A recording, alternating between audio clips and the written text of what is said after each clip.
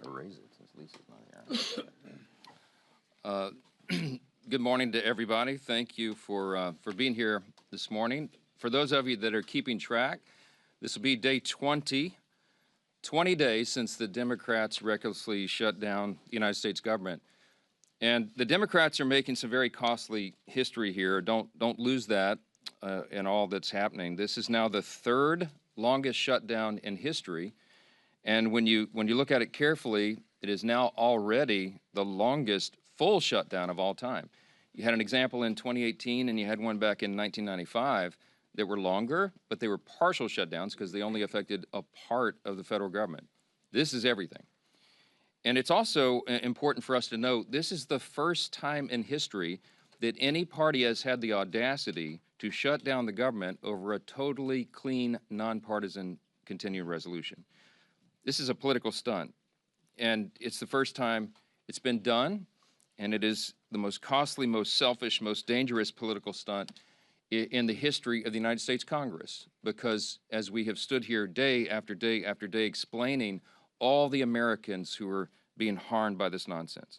And the Senate Democrats have zero shame about this. They don't have any shame at all about the pain that they're inflicting upon hardworking families, upon soldiers and law enforcement officers and veterans and the elderly and the disabled and women, infants, and children. Services to all those categories and paychecks to those folks are being stalled because Democrats are playing games. Today, Leader Thune in the Senate will once again bring the clean, nonpartisan CR to the floor for a vote. They will have another chance. Democrats will have their 12th opportunity to pass the bill. It is the same bill that they themselves supported just 7 months ago, and Chuck Schumer gave impassioned speeches on the floor about how it was the only option. And don't forget, they did it 13 times under the Biden administration. Very similar measures, but not now. Something's changed. Over the weekend, we saw what it was all about. The Democrats made crystal clear that this is about politics. The politics were on full display. The politics, the spectacle, is what the mobs, the crowds, the rallies this week were all about. It was quite ironic, though. The irony was very glaring. They called it the No Kings Rally. But the great irony, of course, that we pointed out over and over was if President Trump was a king, the government would be open. If President Trump was a king, he would have closed the national parks and the National Mall, so they couldn't have had the rally out here. By the way, that's what President Obama did during the shutdown in 2013, closed all the parks and the National Mall. Here in Washington, you had Senators Bernie Sanders and Chris Murphy and Cory Booker and others marching in the streets. Now, these are the same senators who voted over and over to shut down the legislative branch and hand the reins to President Trump. They're decrying the situation that they themselves created. This has always been about the spectacle. Chuck Schumer himself joined the spectacle in New York City. And it's interesting to note his activities there. He was standing side by side some of the most radical groups that maybe ever assembled on U.S. soil. They openly advertised as co-sponsors of the event in New York City the Communist Party USA, the Democrat Socialist of America, the Freedom Socialist Party, the Young Communist League of New York, many others. Do we need any further evidence? They're not hiding this. They're out in the open. They're not shy about it, because this is the core constituency of the modern Democratic Party. These are objective facts. Look at what's happening. Open your eyes. It is exactly why Chuck Schumer is pandering in this whole charade. We've explained from the very beginning, this shutdown is about one thing and one thing alone: Chuck Schumer's political survival. Now, I noted on Friday, the lead organizer of the rallies this weekend issued an open threat to Democrats. Quote, "The cavalry is coming in on October 18th, and they're either going to be celebrating with you, or they're going to be calling for new leadership." Now, that's a direct threat to Chuck Schumer, and he heard the message. And so did Hakeem Jeffries in the House. And that's why neither of them were here doing their jobs. Instead, they were out in New York and California. They were catering to the same radical base that is just days away from electing an open Marxist as mayor of New York City. And now that Chuck Schumer has had his spectacle, he's had his big protest against America, this is our plea. We're asking, and I think everybody in this room and everybody watching, listening to our voices this morning should be hoping that he is finally now ready to go to work and end this shutdown and stop inflicting pain on the American people. Republicans have been working. We are ready. We've been doing this. It's been over a month now. We passed our responsible short-term solution to keep the government open while we just simply finish our work to fund the government openly and transparently, and Republicans are completely united on that front. On the other side, Democrats can't even agree amongst themselves. You got different subgroups among them. You've got a few reasonable Democrats who know shutdowns hurt the people, and they've already voted for our bill. They want to keep the government open. Then you've got others desperate to prop up the failures of Obamacare with no reforms whatsoever to make the program more affordable. That's what we're fighting for. And you've got AOC calling for her own negotiations on live TV, and you've got Chuck Schumer and Hakeem Jeffries still unable to articulate what it is they need to reopen the government. It illustrates the point once again. This was never about a solution. It was about creating an issue. Now that Democrats have had their protest and publicity stunts, I just pray that they come to their senses and end this shutdown and reopen the government this week. Republicans are waiting, the American people are waiting, and we are ready to act. As evidence of just how united Republicans are in this fight, I've asked two of our prominent leaders in the House Republican Conference. I've got House Freedom Caucus Chairman Andy Harris. Dr. Harris is also an appropriator, and House Freedom Caucus Policy Chair Chip Roy of Texas. I'll turn it over to Dr. Harris first. Thank you very much, Mr. Speaker. Earlier this month, the House Freedom Caucus made history by hosting our first press call held with the Speaker.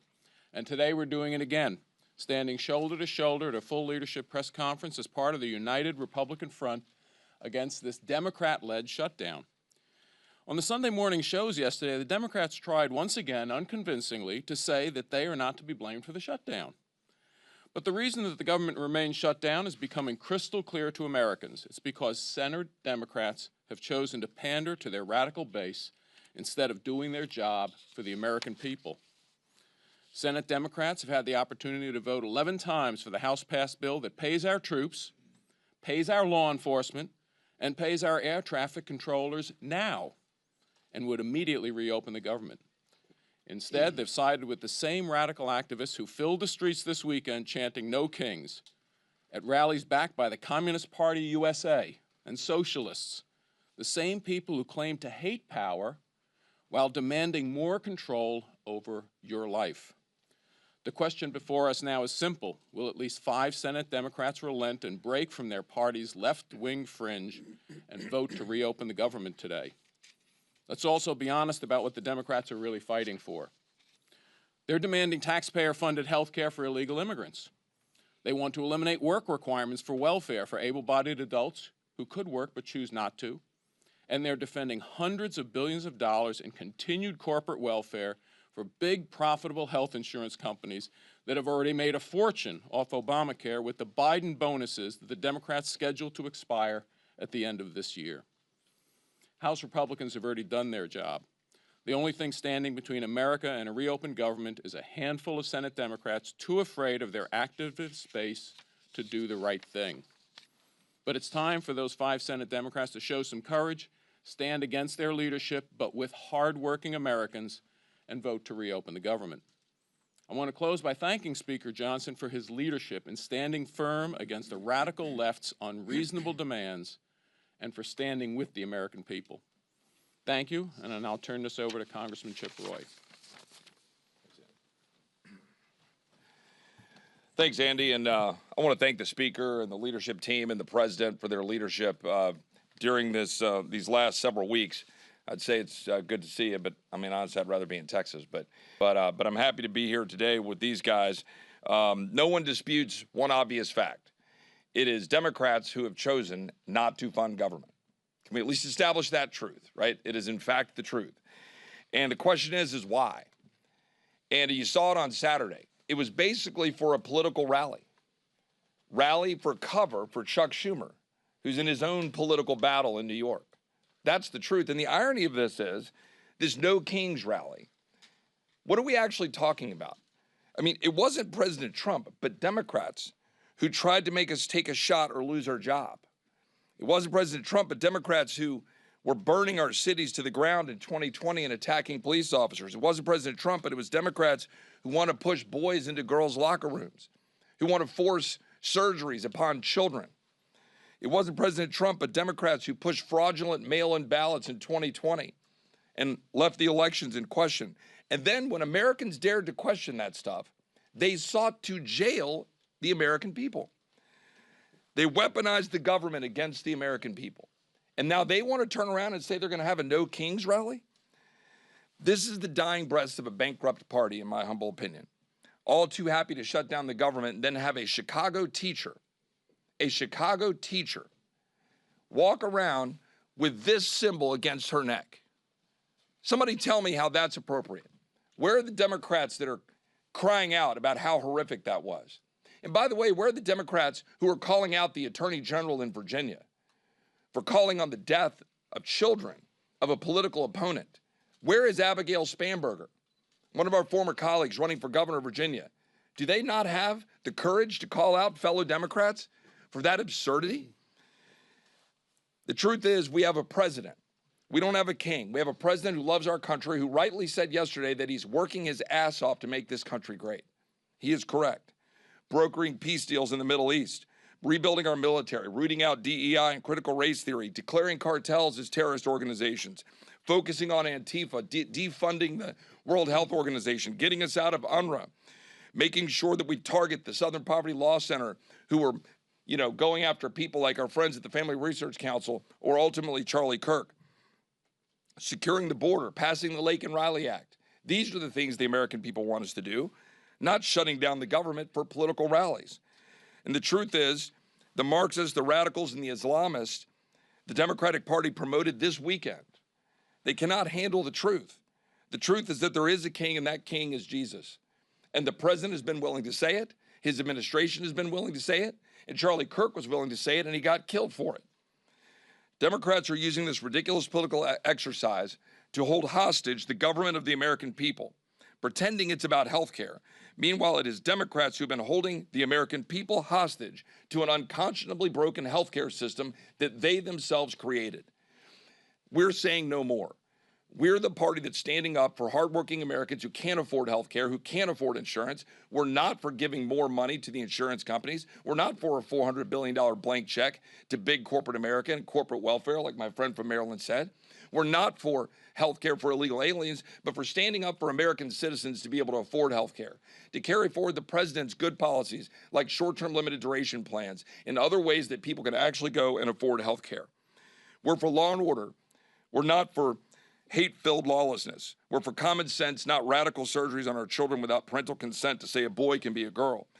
We're for a message of hope, hope born in the freedom of those who fought to give it to us through their blood and also through the blood of our Savior, Jesus Christ.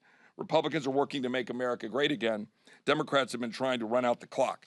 And for Hakeem and Chuck, their time is up. I'll turn it over to Steve. Thank you, Chip. Well, you can see Republicans are united strongly in working to open the government back up. We all voted to prevent a government shutdown, and that bill went through the House weeks ago on almost exclusively a party line vote. And since then, for weeks and weeks, that bill has been in the Senate, where Democrats, led by Chuck Schumer, consistently have voted to shut the government down. And we've said all this is about is Chuck Schumer trying to appease his most radical base, the most far-left elements of the Democrat Party, the people who have taken over the Democrat Party. Frankly, they've held Chuck Schumer hostage, and so now Chuck Schumer is holding the American people hostage. And this weekend, we got to see on display what that Hate America rally we've been talking about was really all about. And you could see some of the signs. These are just a few. But over and over again, you could see signs like 8647. I think everybody knows what that's about. Multiple signs like that advocating for the death of our president. And where are the Chuck Schumers of the world calling that out? They didn't call it out. They actually went and celebrated with those people that are advocating for the murder of President Trump and other Republicans. It's insanity. Yet that's where the Democrat Party in Washington has gone. Most Democrats around the country don't buy into that far-left radical socialist base that Chuck Schumer's catering to.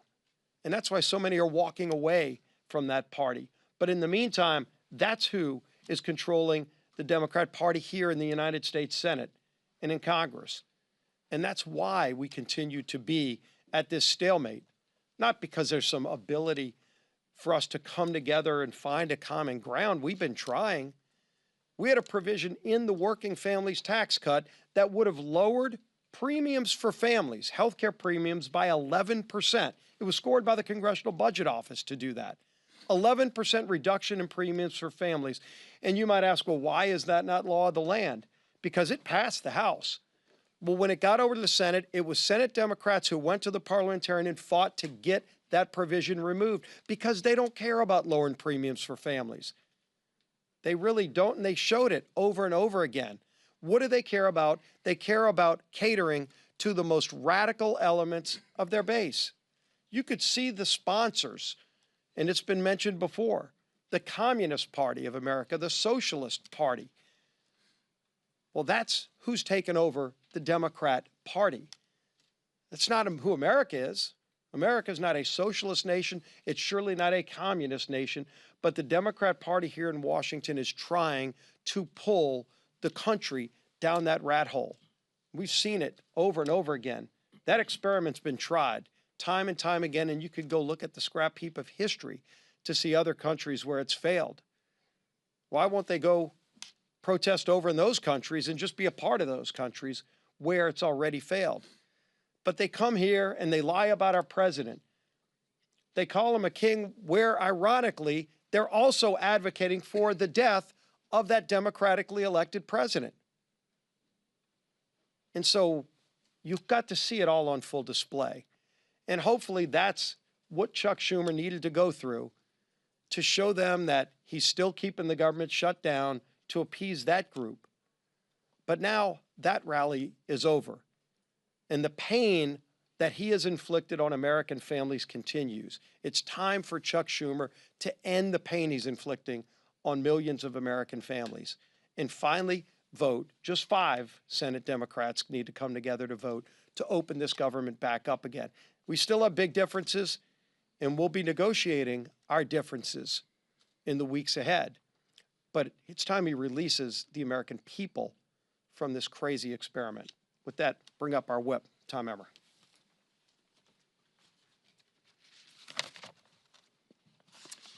As the Speaker said, we're now on day 20 of the Democrats' shutdown.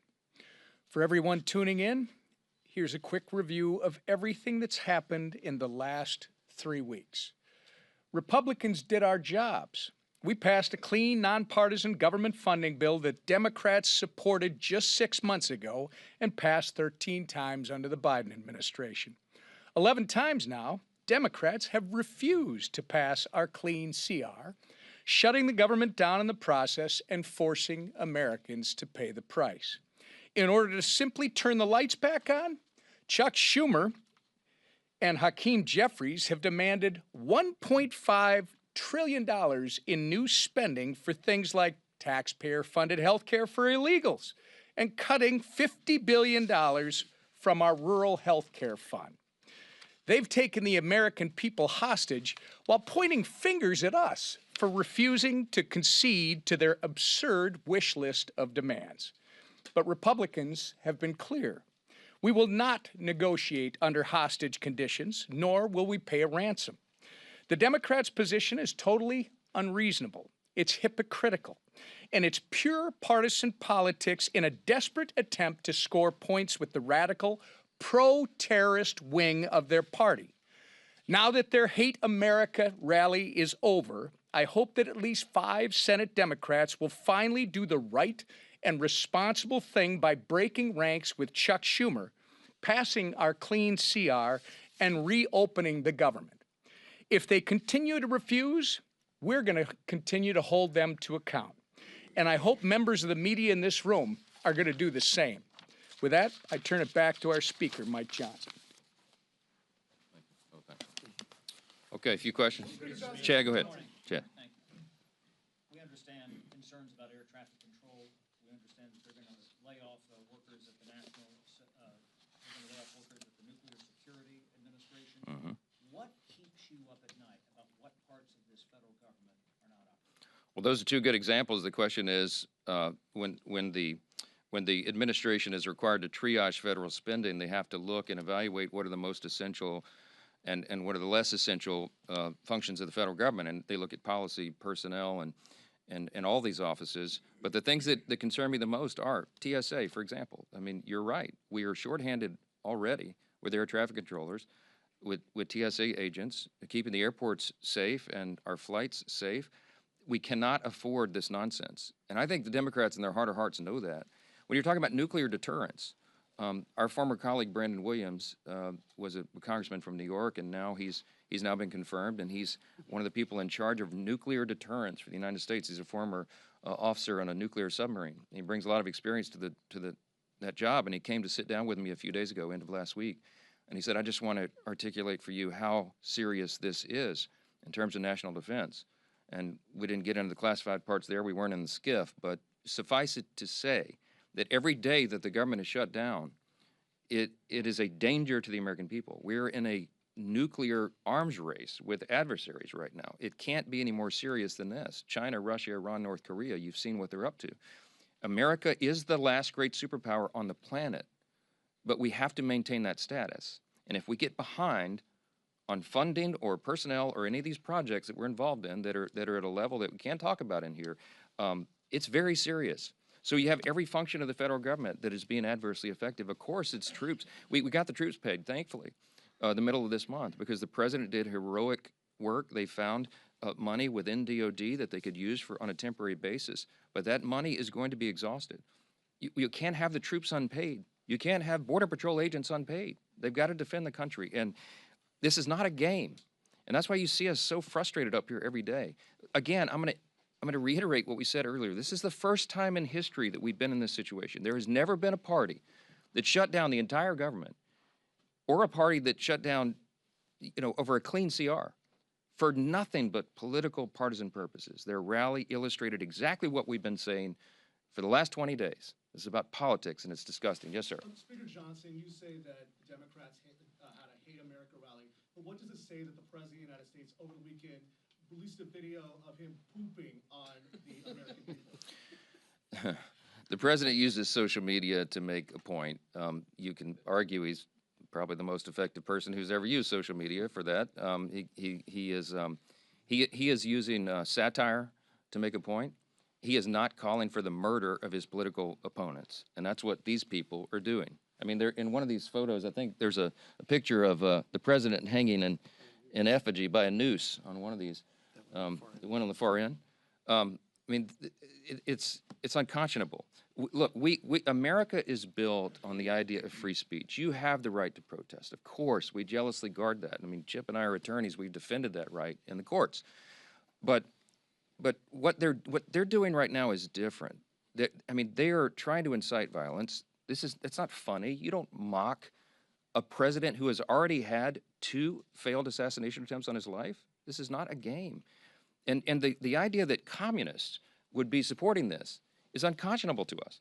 Look, when we give tours of the House chamber and we bring in constituents and we point out all the historical facts and images around the building, I always start with "In God We Trust," which of course is right above the rostrum of the Speaker's podium. And if you look in the visitor's guide to the House chamber, it says on page 14. When was that put there? Well, it's put there in the early 60s, 1961, as I recall. And it says in the guide that it was put there, Congress voted to put that there as a rebuke to the Cold War era Soviets. Why? Because their philosophy, that's what it says, a rebuke to their philosophy. Their philosophy was Marxism. Marxism begins with the premise that there is no God. It is antithetical to who we are as Americans. The Declaration of Independence says we're created by God and He's the one that gave us our rights. It is in God whom we trust. That is the national motto. That's what America's built on. What those people are advocating for is at its essence un-American. And when they go the next step and they call for violence on political officials in an environment that is already a heightened threat environment, it's dangerous stuff. They had the right to do it. Congratulations, they didn't burn any buildings down. That's a big achievement for the left, to have some kind of gathering where they don't have a looting and riots and burn a building down. There was, I think, some in Portland, they threw bottles and bricks and stuff at the ICE facility because that's what they do for fun now out there. But they had a free speech event. Congratulations. But you need to look past that and look at what it is they're advocating for openly, and it's really scary stuff. Yes, ma'am. Second row. Yes, ma'am. I was actually pointing to her. I don't think you've asked a question before. Go ahead. Hi, Oriana with There It Is. So the Arizona Attorney General Chris Mays said over the weekend that she plans to file a lawsuit against you for not swearing in any Have you or your office spoken to her in the last couple of days about that, and what's your response to that? Oh, my goodness. Okay, yes. So there, yet another Democrat politician from Arizona is trying to get national publicity. So now it's the state AG who's going to sue me because Rep-elect Grijalva is not yet sworn in. Let me go through this again for you, and I have some updates. First of all, I'm following the Pelosi precedent. I was on some of the Sunday shows and was asked about this because this is all they have to talk about right now. When Julia Letlow was elected under very similar circumstances to fill the seat of her deceased husband, who passed away tragically by COVID, Nancy Pelosi, Speaker Pelosi at the time, took 25 days to administer the oath of office to her. It wasn't just Julia. The Pelosi precedent extends even further because when Pat Ryan and Joe Sempolinski were elected, during an August recess, they waited 21 days to administer the oath to those two rep-elects because they were not in session. We are not in legislative session. The chronology is important. Rep. Grijalva won her race in, I think it was the last week of September, after we had already gone out of session. So I will administer the oath to her, I hope on the first day we come back, legislative session. I'm willing and anxious to do that. In the meantime, instead of doing TikTok videos, she should be serving her constituents. She could be taking their calls. She can be directing them, trying to help them through the crisis that the Democrats have created by shutting down the government. Oh, and by the way, I also did find out this little tidbit that should be interesting to you.